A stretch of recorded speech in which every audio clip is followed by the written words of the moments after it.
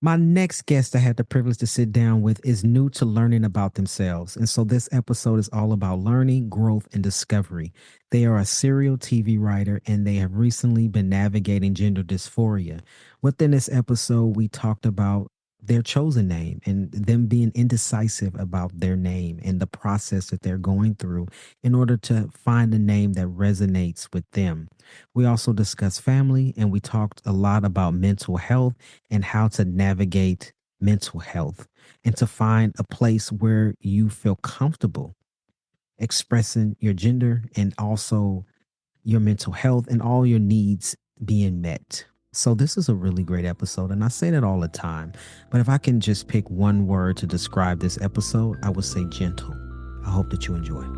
Dem Bois, Dem Bois, amplifying, transmitting, color voices, yeah, we here making noise, making noise, visibility equals possibility, you know we them boys, them boys, amplifying, transmitting, color voices, yeah, we here making noise, Welcome to Dem Bois Podcast. I'm your host, Sean Aaron, he, him, his, and my next guest is new to learning more about themselves. They're a serial TV writer and they're looking to get into the business of writing for TV. They've recently been diagnosed with gender dysphoria, and so today's episode, we're going to get into that. Welcome to the show, Ezra. Hi, thank you for having me. Yes, I'm so glad that you're here. I can't wait to dive into your story and to learn more about you and who you are as a person. And so could you go ahead and introduce yourself for folks? Name, pronouns. Hi, my name is Ezra Julian Watson. That's my name for now because I don't know what I'll do later on, but my pronouns are he, them. I live in Austin, Texas. I'm from Milwaukee, Wisconsin, and I have a younger brother who's in the foster care system. Thank you for introducing yourself all the way from Austin. How's the weather right now in Austin? It was really hot for the past few weeks, but now it's getting like chillier because of the weather. But the one thing that's kind of bugging me is not just the weather, it's the Ted Cruz ads. What you mean? Well, they're very anti-transphobic, and I kind of roll my eyes when he says boys and girls up. So I'm like, whatever. I'm like, they're women. Get over it. He's so focused on the trans side. He's not focused on gun violence. So that's why I just can't vote for him. I'm not registered to vote yet, but it kind of bugs me. I just waiting for this election to be over with. Yeah, I was driving a couple of weeks ago and I saw a bulletin board on the side of the freeway that said 78% of Americans are stressed out about this upcoming election. And so it is very stressful and uncertain, right? We're living in uncertain times of not knowing what's going to happen, not knowing who to trust, not being sure who people are not sure who to vote for and like all these things that people on the fence. I mean, if you're not sure who to vote for, but and it's important for people who are registered to vote. I'm glad you mentioned that because you say you aren't registered, correct? Yeah. And so I voted for Obama in his second term. But then my mom died and me and my younger brother moved from Wisconsin to Texas. And we kind of had jumbled things around and learned about Whataburger. And it was kind of like a culture shock because we were so used to this carefree life where we got to do whatever we want. We got to eat whatever we want. We could stay up late. It was kind of the house a mess. My mom was drinking, trigger warning. And my grandma was in a nursing home. So my life was pretty much boring. So it wasn't until I reached 2016 or 17 when Empire came out, I thought I found this way to shed my creativity because I still love Empire. I'm still watching it. And I kind of want to make like an empire of my own. Because my mom, before she died, she called me the next Shonda Rhimes. And at first I didn't believe her. I was like, yeah, right. I'm not going to be the next Shonda Rhimes until after her death. And I was like, well, maybe I can't. So I've been like focusing on building my own empire of soaps. I love soaps. I grew up on those because Guiding Light's is still my favorite song, the 90s version. I love that. I love that. I used to watch Empire, but I stopped watching. I can't remember when. They kind of lost me a little bit, and then I stopped watching it. Is it still on? Like new episodes? It's on Tubi as well as Star. Okay. It's a free streaming network. All you need is you just need an email address, and you can sign in and watch. They were on for 7 seasons, but I still feel like Jussie Smollett kind of just did not need to do what he did. Yeah, I think that's probably around the time I stopped watching it. I don't think it had anything to do with him per se. It just was like after that, I felt like it wasn't the same as before. So I know when I had mentioned that you not registered to vote, the reason why I was saying that is because for folks who are, to remember that we are speaking for the folks that are voiceless and for folks who may not be registered for whatever reason or can't vote or don't vote or whatever, right? We or for youth, trans youth, right? And so we're representing folks who cannot speak for themselves. And so I like to ask my guests, how did their name choose you? But prior to us beginning our recording, you said that you were figuring out, and you're new to learning about yourself, and you're figuring out what you would like your name to be. How was that process for you? Well, this kind of stems back from the soaps I like, because I kind of want to be like, because I've lived in this imaginary world in my head where like everything's a soap opera, but I wanted to be the name Xander from Days of Our Lives. And then I was like, no. And then I said EJ, who was EJ Demira from Days of Our Lives as well. So I was like, I like that name, but I'm not going to take the Elvis part. So Ezra just kind of was an easy name to pick. It was very like simple and basic. Then Julian was just kind of the Marsha P. Johnson effect. It's like you pay no mind. I'm like, oh, Ezra Julian sounds pretty fine. And Watson's my mom's maiden name. So what is the process for you of going through all of these different names? Yes, you love soap operas and you want to, pick a name from a character that maybe resonates with you. So what do you do to kind of like go through the names? Do you write them down? Do you say them out loud? How do they sit with you before you're like, oh, I want to stick with this one, or I want to pass on that name? It's kind of like, I hate to bring it up, but AI kind of helped about a little bit. Because I was like typing up with words, so trans masculine names that are popular, and they picked Ezra, and I was like, okay, so I picked that one. Then I thought about Malcolm after Malcolm Jamal Warner, the actor, and I thought, then I thought Theo, then I thought my dead name Gabriel. I'm Gabrielle or Gabby, my friends who still call me that, but I kind of was like in the fence. So it's kind of like AI kind of helps a little bit, but it kind of makes it a little worse. Makes it worse because it gives you so many choices to choose from? Yeah. So then it makes the decision just a little bit harder because you're like, oh, I like all 10 of these names. Well, you know what? I know someone who's changed their name like 5 times. So maybe you can get to a point where you're like, you know what? My name will be Ezra, and then it's going to time out in certain amount of time, and then I'm going to go on with this one, right? I mean, but as trans folks, we are free to choose whatever name it is that we want, right? Some folks take a derivative from their birth name, and some folks just come up with something totally different, right? And if you listen to like the previous episodes, some people have naming ceremonies and different processes that they go through to find their name. So I just want to tell you, just take as much time as you need, right? Don't feel so pressed to find the perfect name, because I feel like it'll just come to you in that moment when you least expect it. And you might be asleep and you wake up and like, oh, this is it, right? And so just take your time with that and getting to learn yourself and know yourself a little bit more, and it'll definitely come to you. And so I want to ask you, like, what if there's somebody like listening? I mean, like, you know what, Ezra, I kind of don't know how I want to choose my name either. Is there any advice that you would have for folks that are also looking to settle within the names of a name that they chose? My first pick is don't use AI, but find something that kind of jumps at you. Like, for example, like EJ sounded like kind of like a cool name to me. And Watson, I never felt connection with my family. So I was like, I'll just stick with Watson after my mom. And I was like, okay, EJ it is. So I just say, be careful with picking a name. Be careful and then don't use AI. So is that your advice? Yeah. Yeah.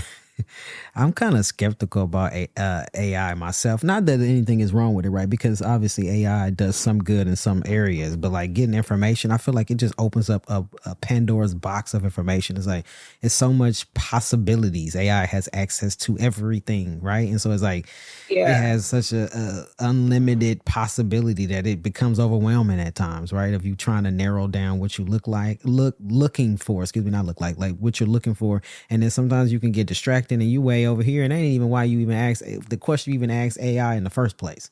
And you getting all answers to stuff that you didn't even really want to know.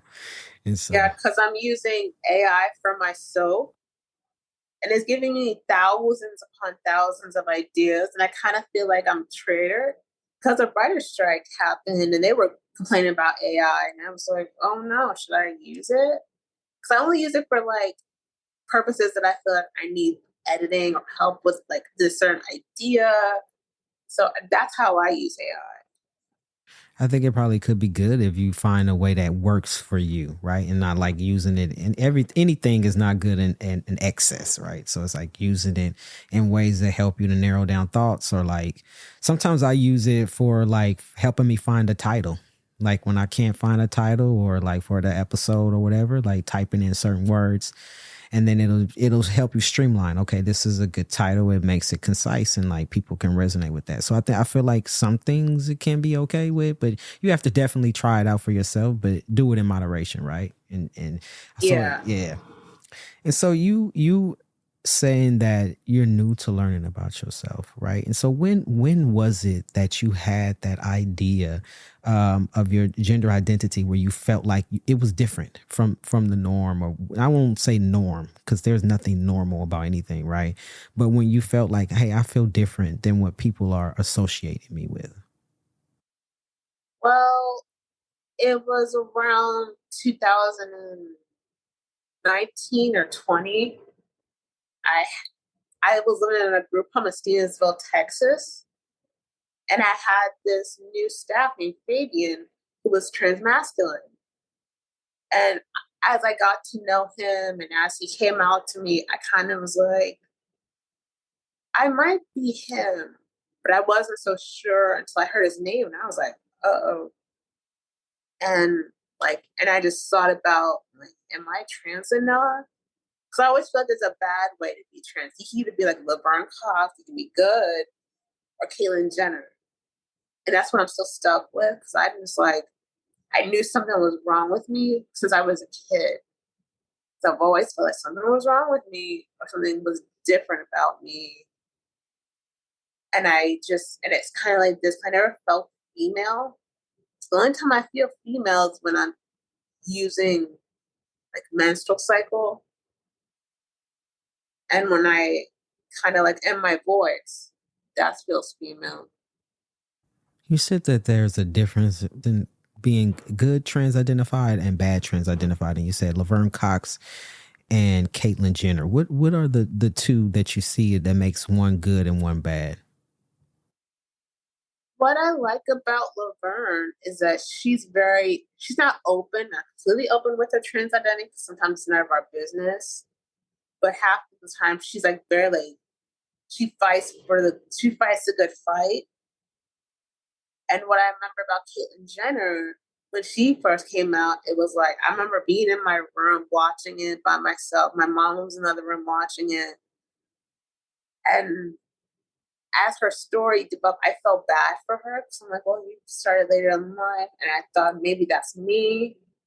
Because this is when like transgender like was getting like really big. And as she kind of grew up into the woman that she is, I kind of didn't like her beliefs. that it was like, maybe it was a Kardashian effect, but it was probably that or the way she was like very Republicanized. That's a word. Hey, this is Joel Simu, production assistant for Dem Bois Podcast. Looking to connect with others in the community? You'll love our brand new space, Dem Bois Community Voices, on Facebook. We've created this private, moderated group specifically for trans men of color to share experiences, discuss episodes, and support each other on this journey. Ready to join us? Just click the link in our show notes to become part of this growing community. And so you mentioned that your mother passed away. I'm sorry to hear that about the passing of your mother. But prior to your mother's death, did you get the opportunity to share what you were going through as far as your gender identity with your mother? No, because it was kind of still new when I was figuring out in 2019, 2020. But when I moved to Austin, I moved to I've been moving to 5 group homes lately. And I've been trying to find my way into a right home. But this one I'm in Austin is perfectly fine for me because it's an ICF house. And it's like a smaller house to teach people with disabilities how to live on their own. And my brother, who's young, he's 15, and I haven't seen him in 2 or 3 years. But I still call him every once in a while. He still calls me by my dead name. He's special needs, so he doesn't know much about it. And my biggest fear is that I'll lose him. What do you mean by lose him? Are you meaning when you, after discovering yourself, or if you decide to medically transition, or any of those different things? And that's not necessary, right, to identify as trans, but what is your fear behind losing him? What aspect of it? Well, just losing him as a connection, because we haven't seen each other since COVID. Because last time I saw him was for COVID. And he was doing fine. He was having behavioral issues, and he was sent to mental hospital. And I got worried. And he's in Spring, Texas now, and he's a sophomore. And that's all I know about him. And he loves their sausage burritos from McDonald's. He really loves those. So I keep joking around, saying, I'm going to get you a sausage burrito from McDonald's one of these days. And he's like, okay. So that's what I know about him. And also, he loves The Simpsons. So how far is where his city is compared to Austin? How far away is that? I think it's near Houston. He's still in the Houston area, so I think 3 hours. Is there a way or a possibility that you both can meet face to face? Well, that's kind of complicated because I need someone to be with me to and from the trip. And it's very expensive. So I don't know how I'm going to do it. We might do Zoom calls. I don't know for sure, but I'm open to it. So as you go through your journey and kind of learning more about yourself and growing, do you feel that it's important that your brother be with you on that journey? Yeah, because I want to know, because I get this funny feeling, and I don't know if it's weird, that I feel like my brother might be trans or LGBT. Because what I remember is when he was young, he would get a t-shirt or probably a girdle skirt, and he would parade around in it. He likes to cook, and I'm like, well, that's fine. And he wants to be a firefighter. I'm like, well, that's okay. And again, I haven't spoke to him on and off for so many years that it's I don't know what he's like anymore, which is kind of sad. Because I feel like our mom's death kind of separated us, not just physically, but psychologically and mentally. You said that but prior to your mom passing, your grandmother was in the home. Is your grandmother still with us? She died a year after my mom. Oh, I'm sorry to hear that. And then I lost another friend who's a family friend. And then I lost one more friend who lived in Arkansas. And I visited her one summer, and it was like the best day ever. It was like we got to, I remember this is a small town, which is in Hampton County, Arkansas. And it was a very quaint, small town. It had a small courthouse and it had small shops everywhere. And I was like, this is a show I want to do, a small southern town with a quiet, secret society of LGBT people. You know, like, and I'm writing a soap and it has like 3 or 4 trans characters in it. And I want them to be multidimensional and perfect and not like stereotypes or tropes. Because that's the one thing I loved about Pose was just how multidimensional they were and how they were able to find themselves and then face adversity. And they had love, they had hate, they had joy, they had losses and sorrows. And there's this quote that I heard from Agnes Nixon's memoir, My Life to Live. And she says, every individual's life has a soap opera in it. And I stick by that motto every day. I'm like, well, whose life is a soap that I can turn and make it like dramatic, not too dramatic, like crazy, like Marlena coming possessed by devils and Days of Our Lives crazy, but just enough that is like stable, like character driven, knows about tackle social issues. How often do you practice your craft? Because you mentioned writing a few times, and so how often do you practice working on that? And because I know you say you wanted to get into TV writing, and so how often throughout the day or through the week or months do you practice writing and focusing on that? I try to write every day. So I wrote a little bit today because I got so excited about this interview that I just had to write something. And it's kind of like I kind of have a bit of writer's block. So I kind of know what I want to write, but I'm just like a little scared of the outcome. Because the story is about 3 different families. Like there's one wealthy Black family, and there's 2 wealthy white families, and they're kind of feuding. And I kind of know what their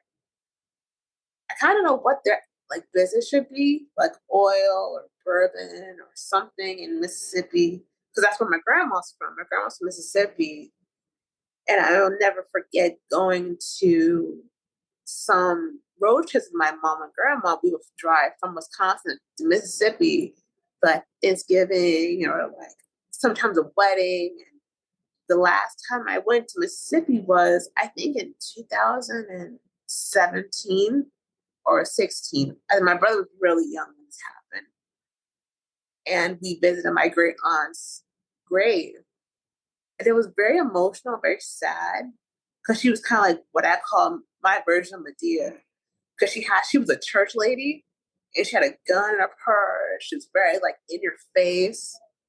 So that's why like Tyler Perry is so personal to me, because I have family members that are just like that, like Leroy Brown and Early and Hattie, and I have some family members that are kind of okay with this transition.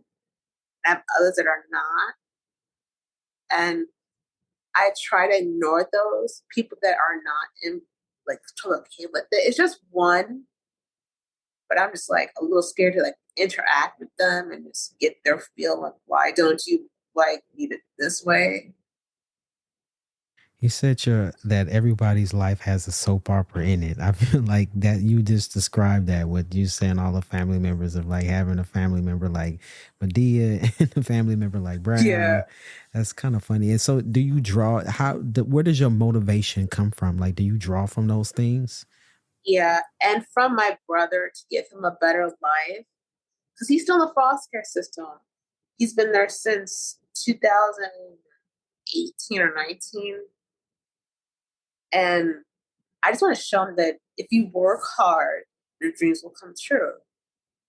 Because there's this new soap coming on in CBS called Beyond the Gates. And I wanted to get in the writer's room. So I know somebody that is in the writer's business, the TV writing business in Hollywood.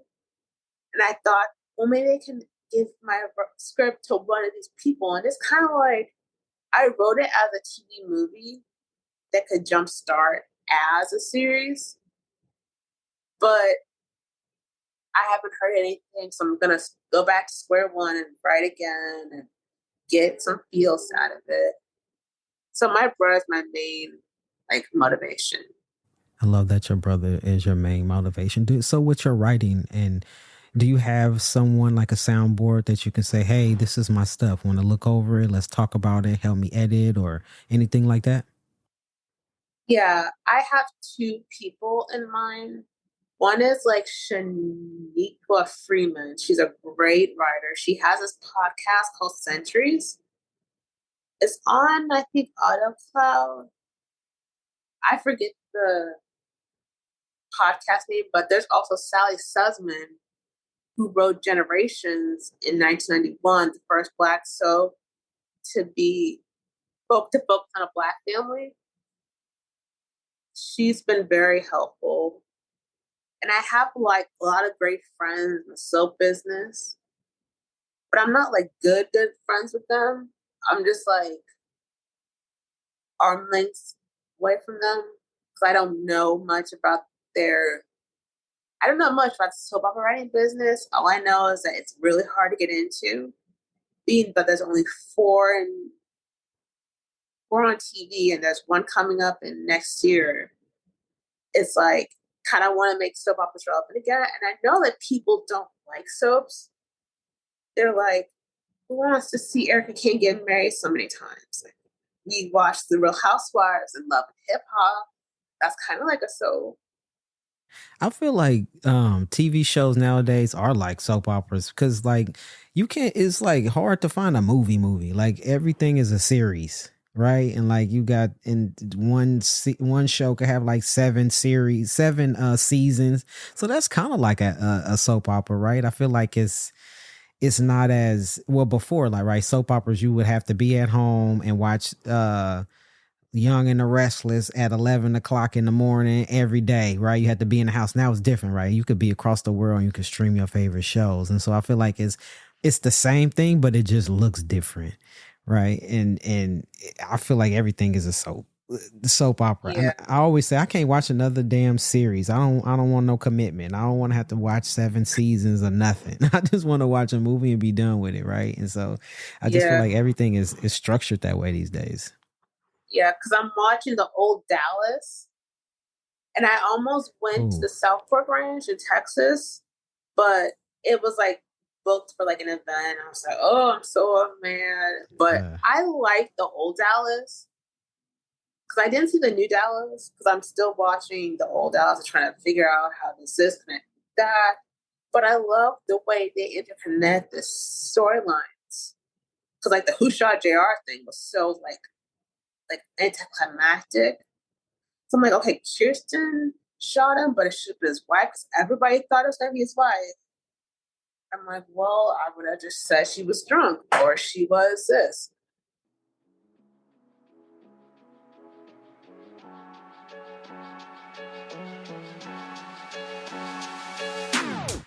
Hey, this is Sean Aaron, the host of Dem Bois Podcast. Are you enjoying the podcast so far? Great, I'm glad that you are. Would you consider donating today to help support the continuation of this podcast? As you know, this podcast aims to serve as a platform to highlight and amplify the voices of trans men of color and share our transition stories. The podcast not only aims to amplify trans men of color voices, but it also raises awareness around our lived experiences. You would like to donate? Where can you donate? Great. I'm glad that you asked. Link in our description will take you directly to Network for Good, whom we've partnered with in order to collect donations for the podcast. Or you can visit our website. On the website, click the donate button, and from there, you are able to donate directly to the podcast. All donations are tax deductible. What does the donations go to? Oh, I'm glad that you asked. Your donation will help to support our production costs. We are working with Jasmine from Pink Lady Productions that brings you this awesome content. And also, we pay our guests an honorarium. Pay our guests an honorarium? Yes, we do. Why? Because as trans men of color, we would like to support and uplift each other and honor the time that's given out to come here and share their stories. So if you love this podcast, share and donate. See you on the next episode. Take care. Because I do a lot of like imaginary storytelling. So if I'm watching a show, let's say like General Hospital now, and they're doing this, they had this big super couple named Spencer and Trina. And the guy that plays Spencer was on the Monsters, the Lyle and Eric Menendez movie. He was on General Hospital for like a few years, and then he got killed off. And I was like, why did he do that? And I just have so many ideas for soaps that it's just like ridiculous that they haven't paid me. When I'm listening to you speak, I'm thinking about a trans journey.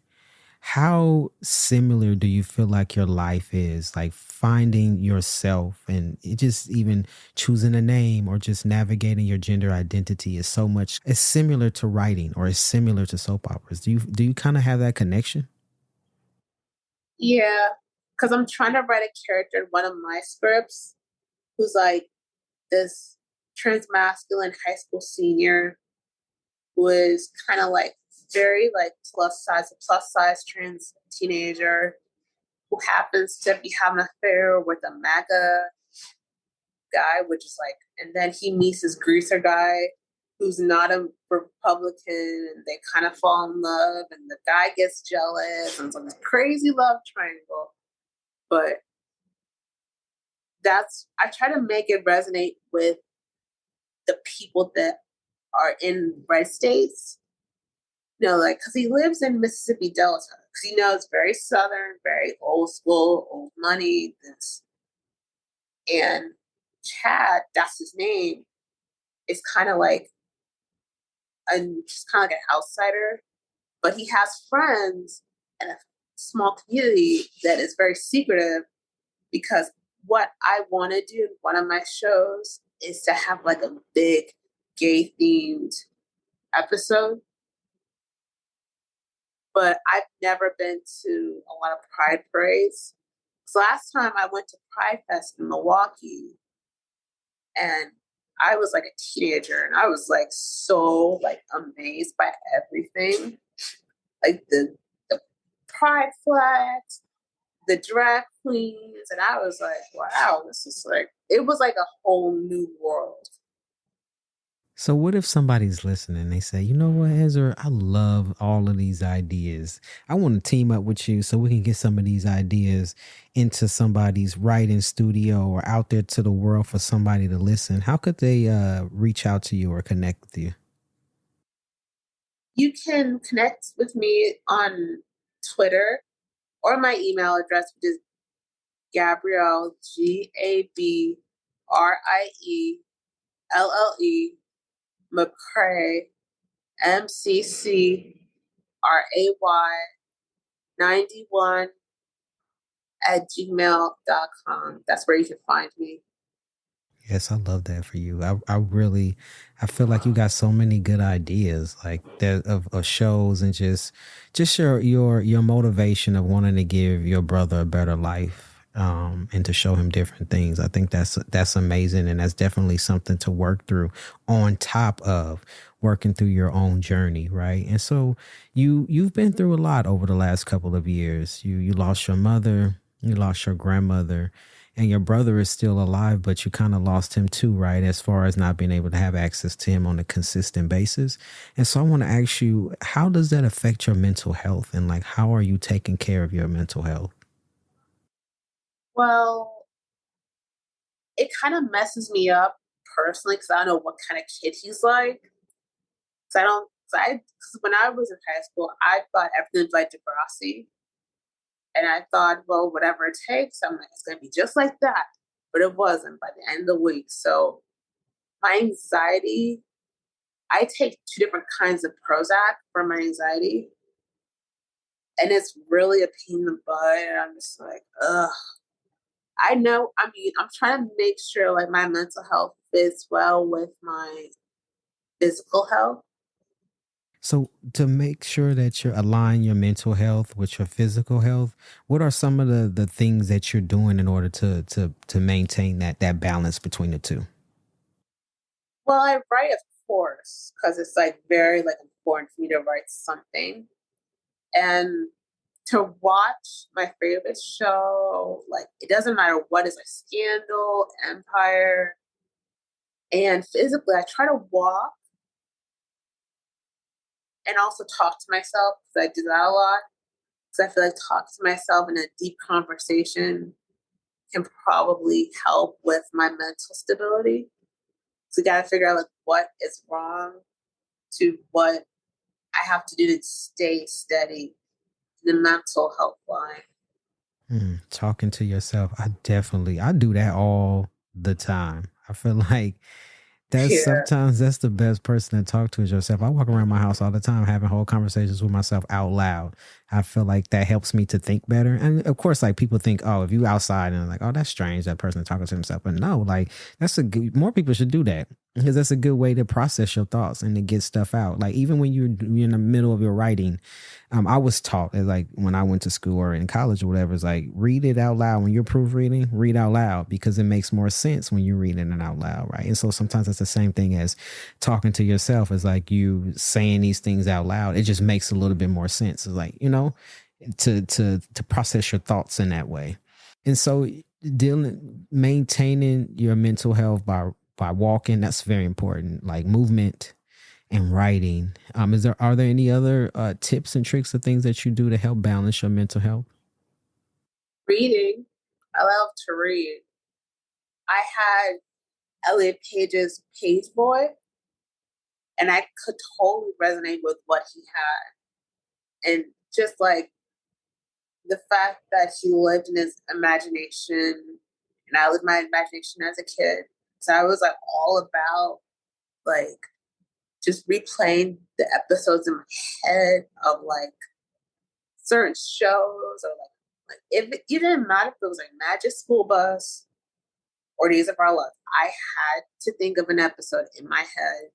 So I would play my McDonald's Barbies when I was a girl, and I would play Days of Our Lives because I was like my grandma's show, and I remember feeling like I had something there, like a TV show, and I'm like, I should write it down.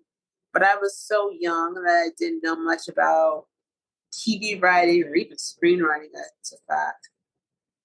Growing up, writing and doing all of those things, how supportive was your mother in that journey?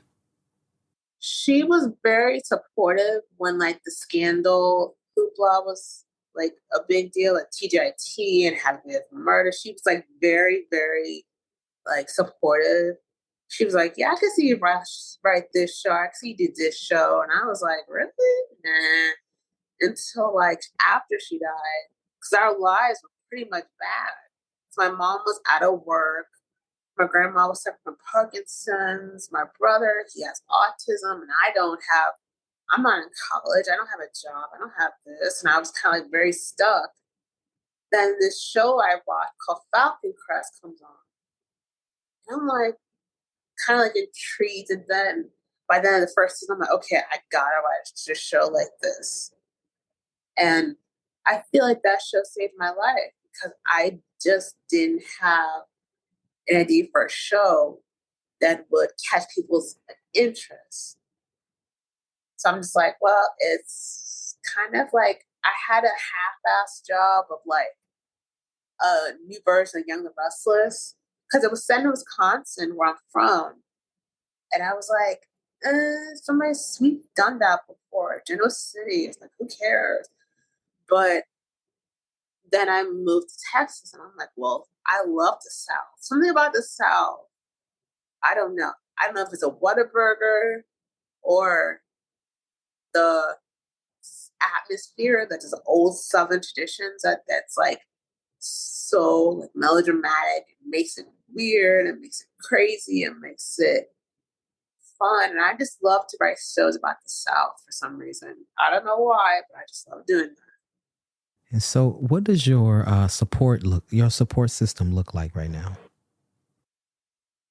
I rely a lot on my aunt because she's still kind of trying to get used to this. And it's just like, okay, I'm going to call you. You're still gapping, which is like, okay, I can deal with that. But I just would love to branch out into the Austin area when it comes to trans masculine people or trans people in general. Because I have a few support groups I go to. And it's great. It's like, though they're on Zoom, so they're kind of like, because there's one in Houston. Then I go to the Pink Manta Ray support group that Skylar does. And it's been kind of difficult to find a community. How about community within the group home where you are? Do you have folks in there that you can trust and talk to or share your writings with, or like maybe an interesting book that you read, or to talk about your gender journey with anybody in the home? I haven't discussed much of my gender journey with some of the staff and my roommates because I don't know how they're going to react, because we had a trans girl who moved to Pflugerville and we're still in contact. We still contact socially on social media, but it's been kind of radio silent.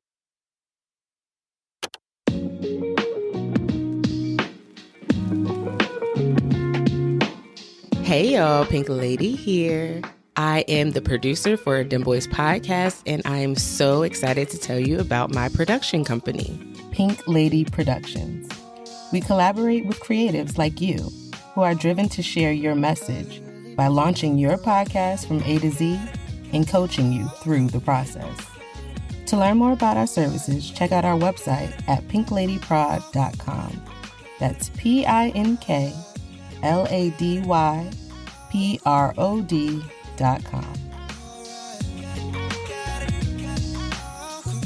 So I wanted to ask you, how do you feel like the folks who you are in the group home with will receive you if you talk to them about your gender journey and rediscovering yourself rediscovering yourself and trying to find a name for yourself? What do you think they would say? Would they support you? Well, that's what I'm kind of scared about, is like how they would react and how, because I've only known them because I just moved here like in last January. So we kind of built this stable friendship and we got to know each other. And I'm just like, if I tell them this, it's like, it's like throws a monkey wrench and everything. So I don't know how they react, but I hope they would react with like understanding and know that I'm just still the same person, but just different gender. Do you have a timeline of where you feel like you would feel comfortable within yourself to start to discuss that with folks? Or do you have like maybe one person in the home that you could trust, that you could start with that person? Yeah, and she's a staff, but she's leaving in December.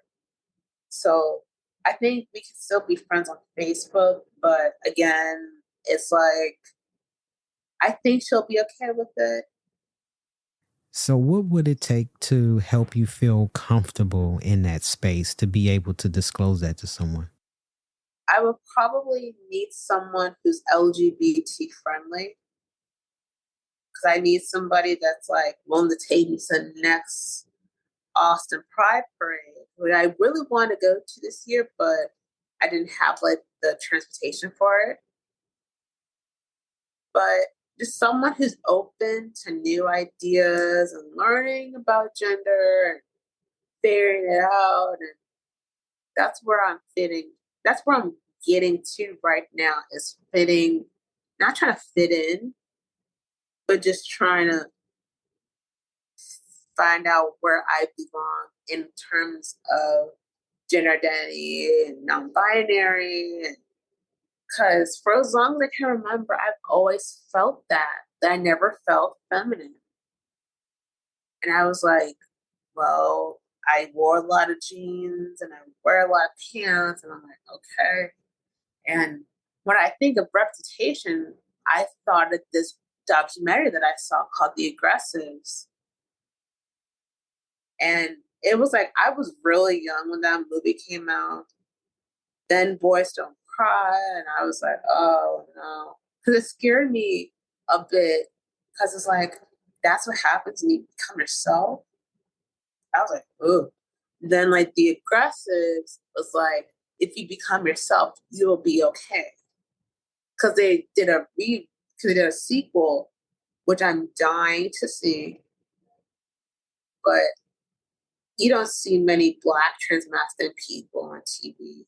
No, you don't. I know a previous guest mentioned The Aggressives to me, but I have not seen that. I'm going to have to put that on my list of something to see. And for folks that are listening, we'll try to plug that into the show notes so folks can check that out. And so those things resonated with you. And so you feel kind of in the between, right, of a safety, but also a danger of coming out to the folks around you. Yeah. And I think it's because I'm in Texas, because I know that I'm in a red state. So when I see a mural of Trump, and I'm like, okay, this is just too much. Because they love Trump like he's like crazy. It's like, because I had this one dad who didn't let his daughter take COVID shots because of some crazy conspiracy. And I was like, it's a shot. You don't want to get sick. But he's like, no. And I was like, okay.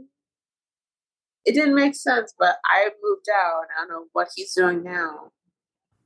Did you feel comfortable in that home discussing your gender identity? No, I lived in a 13-bed house, which was like drama all the time. I mean, I love the girls. They were so nice and so outgoing and everything, but the drama I just couldn't deal with. So I was like, yep, I gotta go. So do you get the opportunity to pick where you are placed? Yeah, because I'm my own guardian. Is there a possibility? I don't know if this is possible. I'm just asking. Is there a possibility that they have a home that is LGBTQ plus friendly or trans friendly that you could go to? I don't know, because I'm just like kind of like figuring myself out. So I'm just like, if I find one in Texas, it'll be a miracle. I'm wondering like how helpful that would be for you in finding a space that allows you to blossom into who you are. And if you get that freedom and you don't have to hide, or you don't have to worry about disclosing your identity to folks, like how much better that would be for you to be able to just really blossom and grow into who you are. Yeah. I encourage you to maybe explore that more, or, look for that. And if folks listening, if you know any places in Texas that are LGBT plus or trans friendly, I mean, just let us know, contact us, and so that we can get that information over to Ezra to possibly get into a different place where you can get that opportunity to explore who you are as a person, both, your identity and as a writer, right? Because then when you feel one and you feel whole within your body, then that shows up in your work, right? And yeah, you love to write, you write every day, but it's different when you feel limited within your own skin before, it's like when you're able to live authentically as who you are, then that creative process just comes with that, right? And you're able to just blossom and grow in that way because you're happy with yourself and feeling comfortable with yourself. And so I really want that for you. I really want you to be able to find a place where you can be you and just to be authentic, right? Right. And to be with your brother. And so I really want that for you. I want that for you. Yeah. Thank you. Yeah, for sure. So this is the part of the show where I like to ask my guests a random question. And you say you've been listening to the show before, so you know how this goes, right? And so I have a long list now. So I have 49 questions now. And so I want you to pick a number between 1 and 49. The question may or may not have anything to do with what we talked about. But this one thing that I'm doing different this season is I want you to take one and leave one. And so I'm going to read your question. You answer that. And then I want you to leave one for a future guest to answer. So go ahead. Okay. So go ahead and pick a number between 1 and 49. My birthday is July 16th. So I'm going to pick number 16. Because my birthday was a little bummer. So I didn't get a lot of love. I mean, I didn't get to spend time with my family, which was kind of sad because they're busy. So my family has a son who's in Marshall University. He's a football player and he's really good. So I barely see them sometimes. So my goal is to spend more time with them, my family, even though they're still up in the air with my gender identity. Would that feel welcoming for you to spend more time with your family? Yes. Yeah, I want that for you. And one thing that I always talk about on this show is I love to celebrate a damn birthday. And so I want you to also find a place where you can celebrate you. And that's the one day out of all the holidays around where you can actually celebrate who you are, and just not just who you are, but you just, right. You were brought into this world and you're here in a physical form, and to celebrate your life. I think that's very important. I love a birthday, and I just wrote your birthday down so that I can put it in my calendar so I can remember to make sure that you deserve to be celebrated on your day. Definitely. Thank you. Yeah. And so number 16 says, what is one of your deepest regrets? Mine's is kind of personal, but I feel like I should have saved my mom. Because I have this story of my mom was so sick that she couldn't even eat or stand up. So I remember calling her former boss, and I was like, I'm crying on the phone. I'm like, I don't know what to do. And I was like, should I get a welfare check? And I was like, yeah. So this nice police lady comes to our house and she's like, can I speak to your mother? And I was like, yeah. And she talks to my mom and she's like, I'm just depressed. And I got so angry at my mom. And I'm like, why are you depressed? I'm like, you're like, because she had a hard life. Because she was not, because I feel like a lot of bad things happened to my mom before I was born. And after the police woman kind of came back, well, after the police woman left, my mom fell because we used this walker that we try to use to make her steady and stand up. She fell, and I kept looking out, thinking, should I call the police? Should I call 911? She's like, no.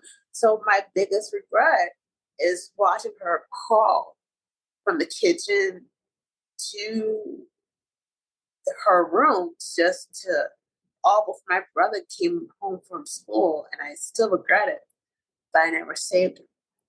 That still sucks because I feel like I kind of want her now. So I feel like if I'm very successful, I could do all the things I want to do that she doesn't have to worry about anything. She doesn't worry about money, don't worry about house, don't worry about Milo. You'll be fine. And I can't do that with some of her.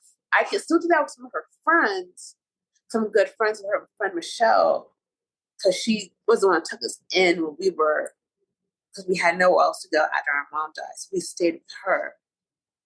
And she's a very good friend. I'm very glad to have her. How old was your mother when she passed away?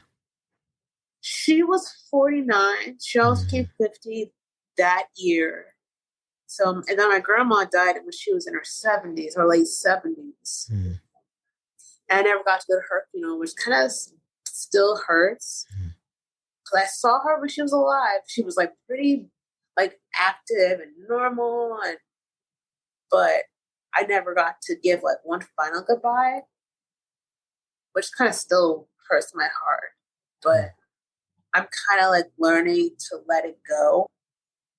You know, we talked earlier about mental health, and I'm going to get back to you leaving a question in a second, but we talked earlier about mental health, and you told me the things that help you with your mental health, which was writing, walking, and taking your medication. But I want to know, are there other things, like do you use mental health services like therapy or anything like that? Yeah, I'm in therapy. Okay. I just started last month. So it's been like, I'm trying to get to know her. She seems very nice. She knows about my gender problems. And it's kind of like a stepping stone to learning as we're going. And I see her again next week's Friday. And I'm so excited.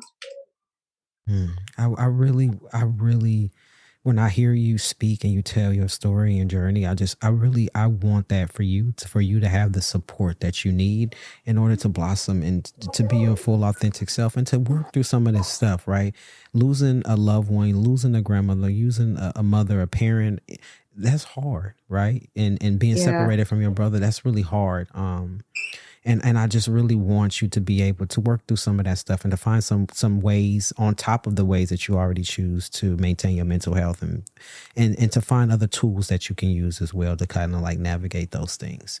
So when you think about your grandmother, or you think about your mother, it's less of regret, but more of joy. And you feel a sense of calm within your nervous system. And so I really want that for you. So continue, just have a little grace with the therapist. And I know that they're new.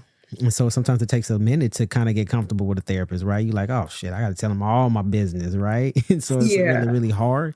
But I just want you to just really lean into that and kind of like give it a chance. And I'm not saying if the therapist isn't good, don't stick with the therapist if they're not good. Definitely not. But if this is a person that you feel like you can work with on a long-term basis, to really just lean into that and so that you can get everything that you need from it. Yeah. And so I want you to leave a question with me so another guest in a future episode can answer a question from you. So what's a question that you would like to leave? This kind of stems from my writing. So if you could have Olivia Pope as your fixer, what would you have her fix and why? Ooh, I like that question. I'm getting some really good questions. I love that. So that I'm going to put that on. I'm going to add that to my list. And that's going to be one of the questions that a future guest answer in memory of you being a guest on the show. And so I really, really, really appreciate you. I appreciate you for being vulnerable. I appreciate you for coming here and sharing your story with me and just listeners and for the world to hear. Thank you so much. Is there any last words you'd like to say before we get out of here? I just want to tell to a young trans kid like myself, because I'm 33, but that's still learning their identity. It's going to be okay. It's going to be okay.